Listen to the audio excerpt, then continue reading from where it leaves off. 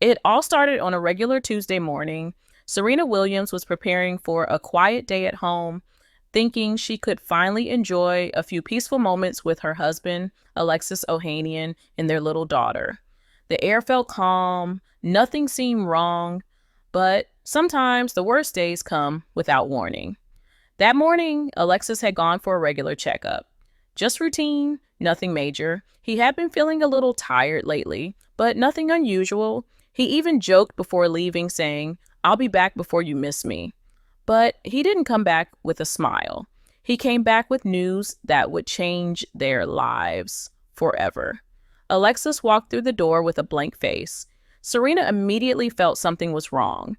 He didn't speak at first. He just sat down, took a deep breath, and whispered the words no one ever wants to hear. They found something. Her heart sank. Time felt like it froze. "What do you mean they found something?" she asked, already fearing the answer. He handed her the report. She read it. Her hands shook. Alexis had been diagnosed with a rare form of cancer, and it wasn't in the early stage. The doctors said it had been quietly growing for some time without showing big signs. Serena couldn't believe it. This wasn't a movie. This was real. She felt like screaming. But she didn't. She just held his hand tightly and stared at the floor. Her mind was spinning. The man who had always supported her, cheered for her, protected her, now needed her more than ever. But here's the shocking part. Alexis didn't want to fight it the usual way. The doctor suggested surgery, then heavy treatment. It was painful, risky, but it gave a chance. Alexis said no. He didn't want Serena and their daughter to watch him suffer slowly. He chose a gentler treatment that was less painful, but also less hopeful. Serena begged him to reconsider, but he stood firm. And then came the twist Serena never expected. Alexis asked her to hide it from the world. No press, no fans, no Instagram posts, nothing. He didn't want pity. He didn't want attention. He just wanted peace. Serena had spent most of her life under the spotlight, but this time she had to live in the shadows. She agreed because love sometimes means staying silent even when your heart is breaking. From that moment, everything changed. Serena stopped her training. She stopped making public appearances. The world noticed her silence, but nobody knew the real reason. People started to talk. Is Serena pregnant again? Is her marriage in trouble? Has she given up tennis? The rumors were everywhere, but Serena stayed quiet. Every night, while people were gossiping online, she was sitting beside Alexis, holding his hand as he quietly fought for his life. She smiled for him, even when she was falling apart inside. She cooked for him, read to him, tried to make him laugh, but inside, she was drowning. The pressure was heavy, but she carried it like a champion. Days turned into weeks and weeks into months. Alexis's condition slowly started to show. His face became thinner, his voice weaker, and the spark in his eyes dimmed a little more each day. But still, he smiled. Still, he cracked jokes just to see Serena laugh. Behind closed doors, their home had become a quiet battlefield. Not with shouting or tears, but with silent prayers and deep, hidden fears. Serena kept pretending everything was normal. She posted old pictures. She smiled in interviews when she had to attend, but deep inside she was breaking, and she was hiding it from everyone, even her closest friends. But secrets never stay hidden forever. One evening, Serena got a message. It was from someone in the media. The message was short but sharp. "We know about Alexis." Her hands froze. Her mind raced. Who had leaked it? Was it someone in the hospital? A neighbor? A friend? She had trusted only a few people. The message didn't stop there. It continued, "We're running the story next week." Unless was the trap. They were blackmailing her. Either she gave them an exclusive interview, or they would twist the story, throw dirt on it, and sell it to the highest bidder.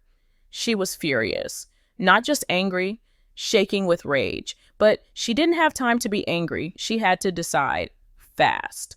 That night, Serena sat alone in her car for hours. The street was quiet, and the only sound she could hear was her own breath. She had spent her whole life being strong, on the court, in business, even as a mother. But this was different. This was about the man she loved. This was about dignity, privacy, pain.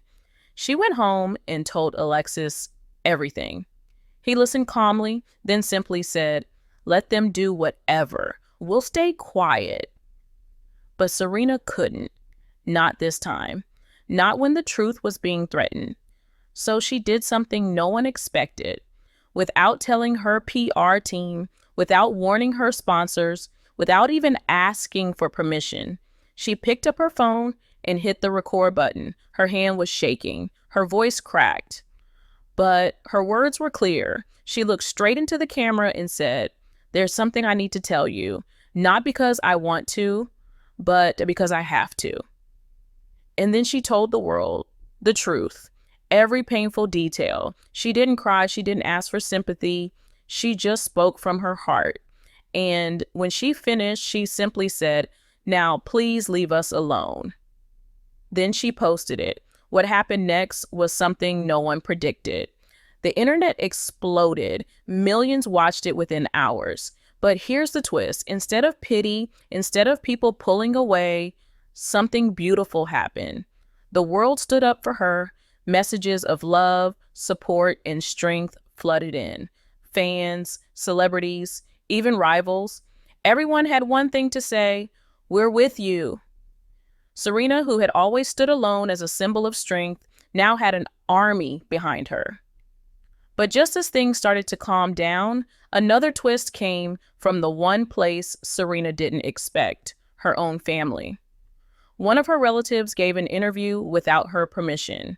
They claimed Serena had hidden things, that Alexis's health had been worse than she admitted, and that Serena had used the story for sympathy. The media grabbed it like fire to gasoline. Headlines changed. Support turned into suspicion. People started to ask, was this all just a show? The betrayal hit Serena like a punch to the chest. It wasn't the media this time. It wasn't a stranger hiding behind a screen. It was family. Someone who had eaten at her table, smiled in her photos, and watched her cry. She didn't know whether to scream or go silent. Alexis, still weak but ever calm, tried to comfort her.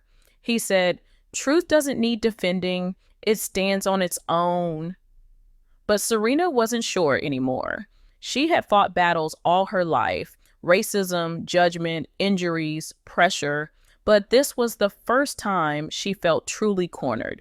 Because now the battle wasn't just about protecting her image. It was about protecting the truth. Social media turned into a storm. People picked sides. Some said she was brave, honest, raw. Others accused her of manipulating emotions for fame. Is this another celebrity stunt? Why now? Why so perfect on camera if it was real pain? Serena tried to stay silent, but the noise kept growing. Paparazzi camped outside her home. Journalists followed her daughter to school. Her privacy shattered overnight. Then came the breaking point. A tabloid released a private hospital photo. Alexis, unconscious, tubes everywhere. Serena had never seen that photo before. She had never taken it. Someone inside the hospital had sold it. She dropped her phone when she saw it. It was no longer about rumors or words. This was invasion at its worst. She collapsed on the kitchen floor, sobbing for the first time in front of her daughter. Her world wasn't just spinning, it was crumbling. But even in that moment of darkness, something inside her shifted. She looked at her child, then at Alexis resting upstairs, and a strange strength returned. The kind only a mother, a wife, and a fighter knows. She stood up, wiped her tears, and made a decision. She would not hide. She would not let them twist her life into a circus. And she would not let betrayal write the final chapter. So she took a risk again. She filed a lawsuit against the tabloid and the hospital. It was a legal war she knew would be brutal. But she didn't care. This wasn't just about her anymore. It was about setting an example. She hired a small but fierce legal team. Not the most expensive, but the most honest. Every day, she walked into court with her head high, even when the headlines kept dragging her name. She didn't speak to the press. She didn't explain anything. She let the truth speak in documents, dates, and testimonies. Then came the moment that changed everything. One of the nurses, a young woman who had been silent all along, stepped forward, anonymously at first, then publicly. She admitted she had seen who took the photo. It wasn't an accident, it wasn't a leak, it was a setup. The nurse even shared audio recordings. Serena listened to it with shaking hands. The voices were clear, plans were made, money was exchanged, her worst fears were true. People had turned her pain into a business. But the real twist wasn't in the betrayal. It was in the identity of the person behind it all. And when that name finally came out, it left Serena speechless because it was someone she had once called friend. The name echoed in Serena's mind like a haunting melody she couldn't shut off. Isla Monroe, a fellow tennis star, a woman she had shared locker rooms with, laughter with, victories and heartbreaks with. They had toured the world together, supported each other through injuries. Serena had even helped her once during a mental health breakdown, holding her hand backstage while cameras flashed just inches away. That same woman had sold her out. The court fell into silence when the evidence dropped. Isla's voice was unmistakable on the recording, calm, cold, businesslike. She wasn't just part of the betrayal. She was the mastermind. She had paid a hospital staff member to sneak the photo. She had leaked private medical details. And worst of all, she had fed stories to the press for months, all under the mask of a concerned friend. The motive? Envy, resentment, a desperate attempt to stay relevant in a world that had moved on without her. Serena's team was stunned. So was the world. Fans, reporters, even longtime rivals couldn't believe it. People began digging through old interviews, finding signs they had missed, the bitter smiles, the passive-aggressive praise, the fake sisterhood. Isla had played a long game, and she had almost won. But Serena didn't cry, not this time. When Isla was called to testify, Serena didn't even look at her. She sat there, holding Alexis's hand, her face unreadable. The judge listened, the jury watched. And when the final verdict came, justice wasn't just served, it was loud. The court ruled in Serena's favor. The tabloid paid millions in damages. The hospital was forced to review its entire security system. And Isla, her career ended that day. Sponsors dropped her.